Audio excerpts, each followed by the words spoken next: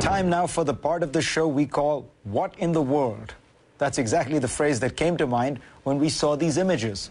A 4,000-ton frigate fully armed with air defense missiles off the Libyan coast.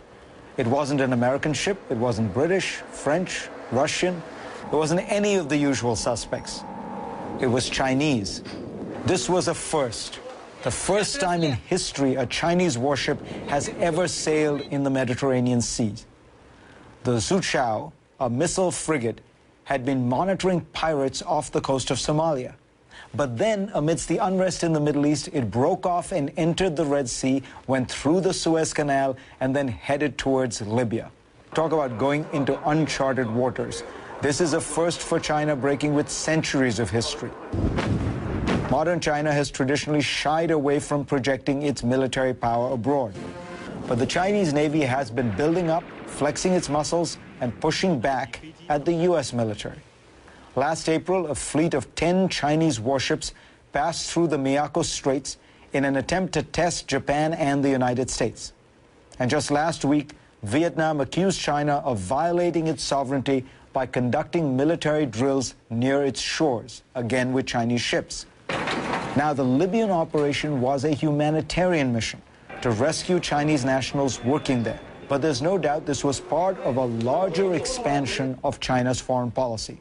According to Xinhua, the mission involved 91 domestic chartered flights, a dozen flights by military airplanes, 35 rented foreign chartered flights, 5 cargo ferries, 11 voyages by foreign passenger liners, and some 100 bus runs.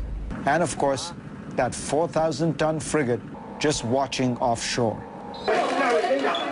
Chinese state TV has been broadcasting these celebratory images for days now. Beijing says it has rescued nearly 36,000 Chinese nationals, all of whom were working in Libya. By evacuating a further 2,000 foreigners, China has also scored vital brownie points with Italy, Malta, Croatia, the Philippines, and others. It's not all purely humanitarian, however. Beijing has recently announced a 13% increase in defense spending to about $90 billion.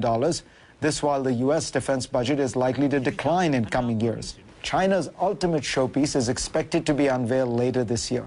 A naval supercarrier that can launch fighter jets and shoot down enemy planes. This video from YouTube is said to be China's new carrier.